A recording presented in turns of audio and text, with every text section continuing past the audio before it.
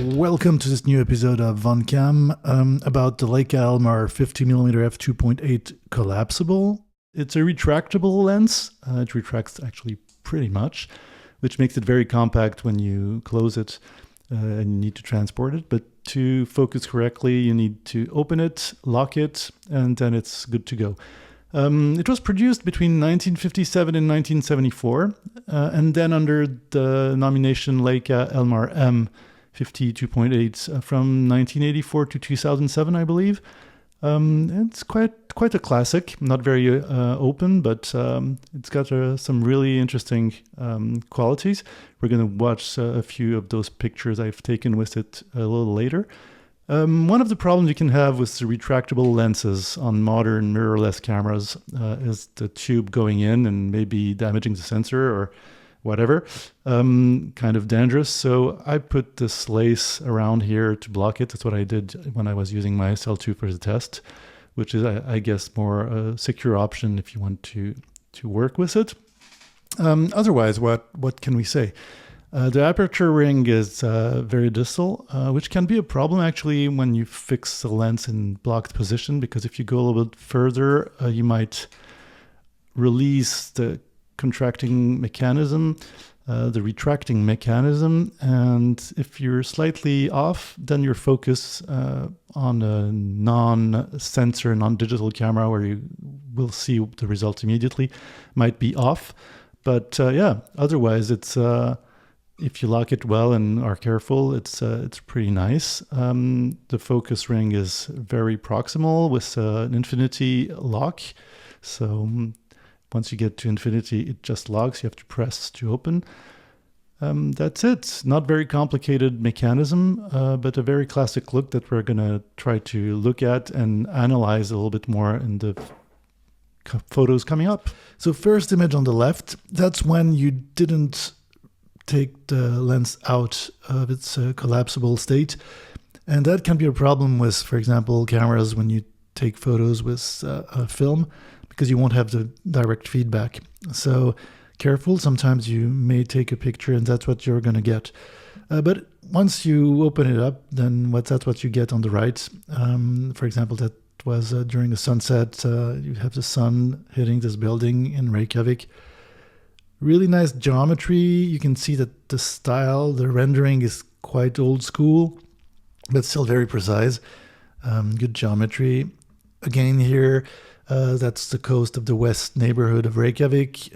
As you can see, again, sunset, but really precise with some softness, but still something really interesting. Lots of character. On the right, with a close-up of this fence, you can see that it's really precise all over the field.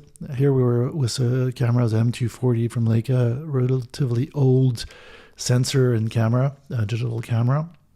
If we zoom in the fence, you see how precise and the detail in the center of the image are pretty nice, really well preserved for this rusty piece of metal.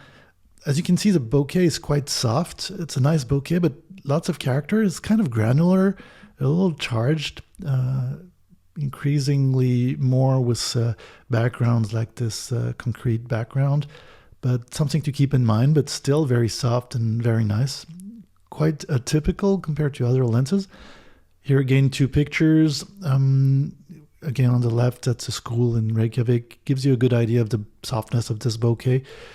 Relatively progressive throughout the different planes of the photograph, of your composition. Really nice, old school, good geometry. On the right, that gives you also an idea of the bokeh, but also of the resistance to highlights. Here with an older sensor, so it saturates pretty fast, as you can see on the reflections on the sea or the sun directly, but quite resistant to front-facing lights in contrast. Really nice rendering overall with some glow around the high contrast zones. Here we can see with those two pictures, basically the picture on the left where the sun is straight in the lens. Pretty good resistance to phantom images or flares, but here you can see it, this sort of orangey, pinky disc. That's what you will get when you have very strong highlights in the middle of your field.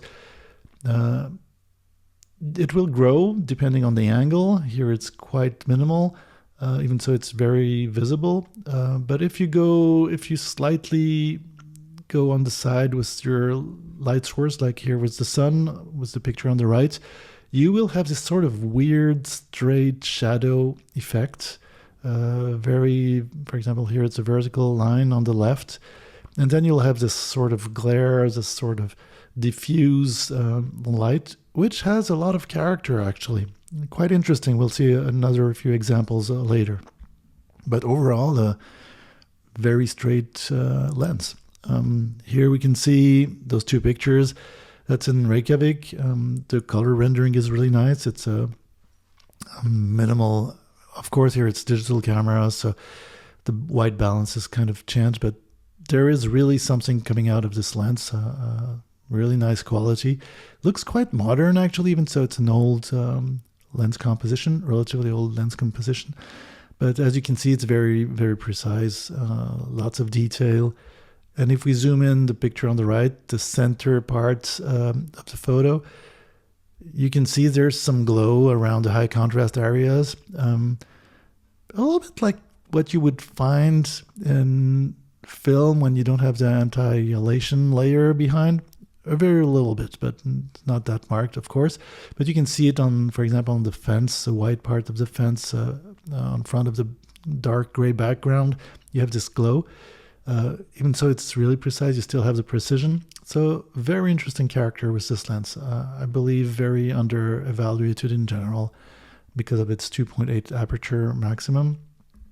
Here, if we go on the corners, it's actually, the rendering is quite well preserved on all parts of the picture.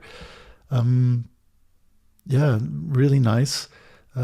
That's something you might really appreciate with this lens, the homogeneity of the transformation of your image, of the character. Here you can see the bokeh again. This cat running towards us is slightly out of focus because the focus is on his house, a small house behind.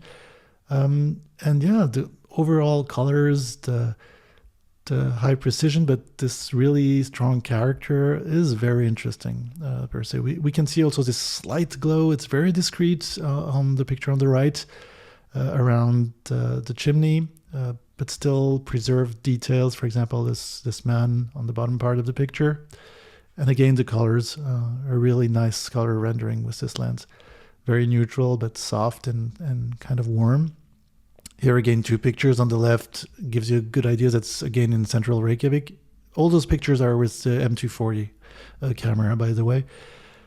Or in low light situations, the small glow, for example, on the neon lights, gives this really nice rendering, as you can see in this hamburger joint in downtown Reykjavik. I was talking about this weird effect, this sort of glow, diffuse effect from highlights before. So two more extreme examples. The picture on the left, that's when I took this picture of the coast with the football goals, the soccer goals, for depending on where you come from. You have this sort of diffuse glow, which really has a lot of character, which is pretty well controllable with this lens. So nice to know about because you're going to really be able to do stuff with it. Or the picture on the right, that's a cafe in the west part of Reykjavik. You can really use this diffuse glow with high contrast. It's an interesting tool, actually, a creative tool.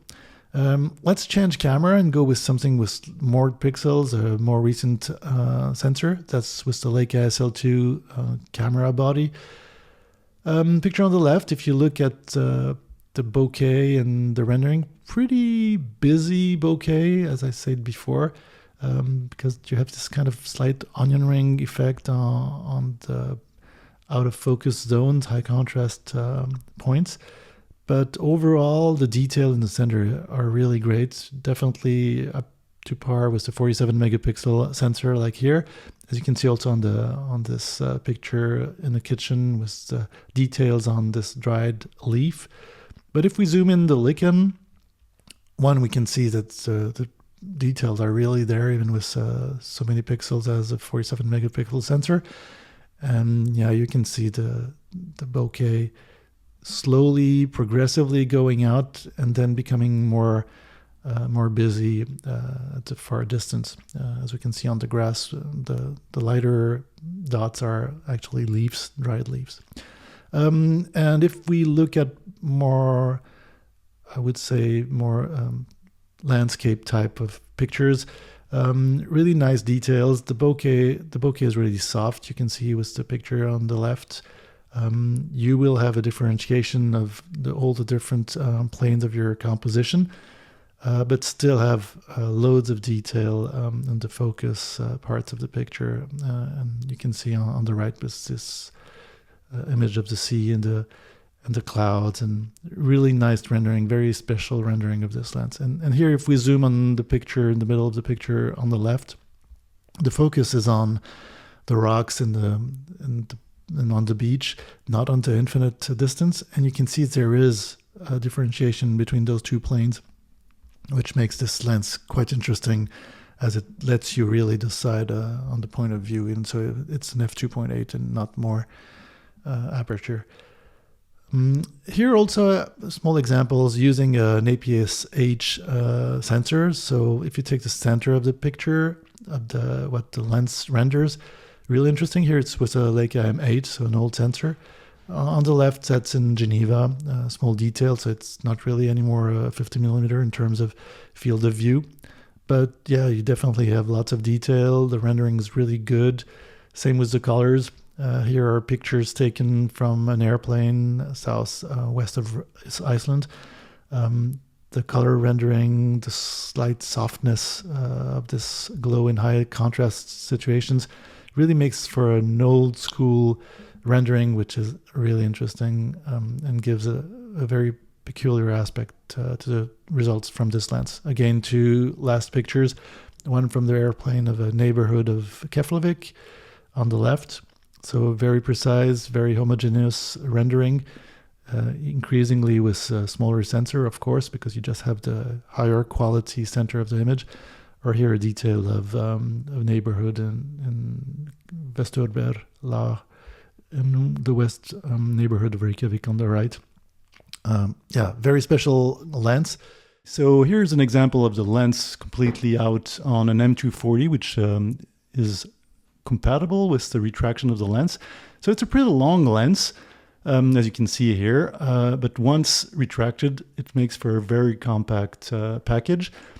Yeah, a nice package, and you've seen now the examples. It's basically a very interesting option. Maybe at f2.8, if the sensor is not very clean, you will see the dust and the particles a little bit more. But still, clean your sensors, or yeah, have nice films.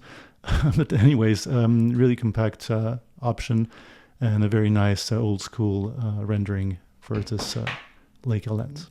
If you have questions, remarks, suggestions, don't hesitate. Again, if you have some experience with this lens, don't hesitate to share it. And yeah, hopefully that was entertaining and gave you some more information about this a little bit lesser known image. And catch you next time.